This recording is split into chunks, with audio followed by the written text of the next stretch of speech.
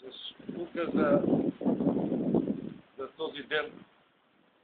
Цяла нощ правителството съм събрал.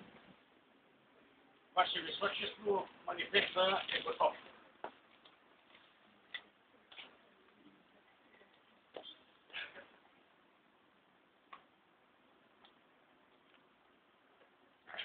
Постарахме се да удовлетвори Ваше Величество и целия български народ. Заповядайте, нашия скромен труд към Отечеството. За българския народ, Малинов.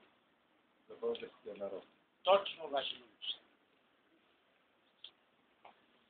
Манифест на княз Фердинанд за обявяване независимостта на България. По волята на незабравния цар, освободител, великия братски руски народ, подпомогнат от добрите ни съседи, поданици на Негово Величество румънския крал и на юначните българи, на 19 февруари 1878 година сломиха робските вериги, то през вековете сковаваха България. Някога тъй велика и славна. От тогава до днес, цели 30 години, български народ, непоколебимо верен на паметта към народните дейци, за своята свобода, въодушевяван от техните завети, неуморно работи за уреждането на хубавата ни земя и създаване от нея под мое ръководство на онова обозе почивши княз Александър държава, достойна да бъде равноправен член в семейството на цивилизованите народи.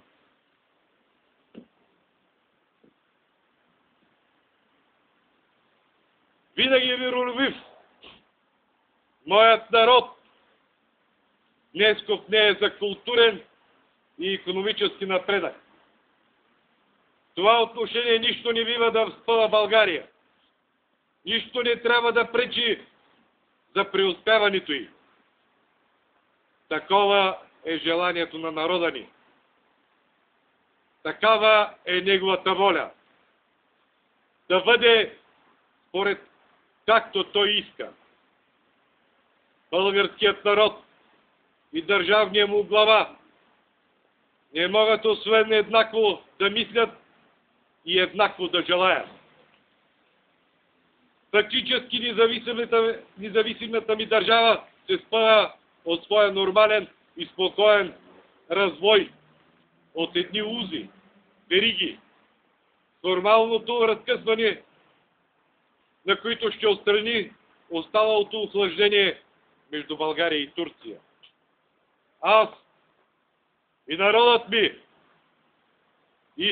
искрено се радваме на политическото възраждане на Турция, тя и България, свободни и напълно независими една от друга, да имат всички условия да създадат и устоят на приятелските си връзки, за да прибъдат за мирното вътрешно развитие. Въодушевен от това свято дело и да отговоря на държавните нужди и на народното желание, благословението на Височайшия прогласявам Съединената на 6 септември 1885 година България за независимо българско царство. За едно, заедно с народа си, дълбоко вярвам, че този акт ще намери одобрение на великите сили и съчувствие на целия прогресивен свят. Да живее свободна България! Да живее български народ!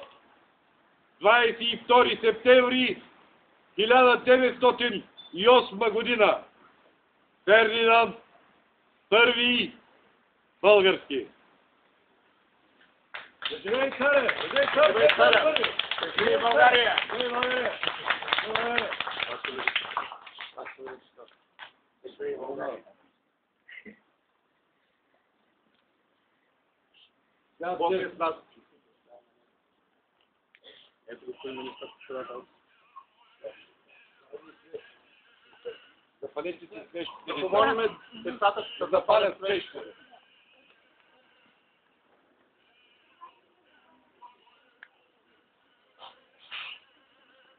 Малинов, Чакайте, ваше.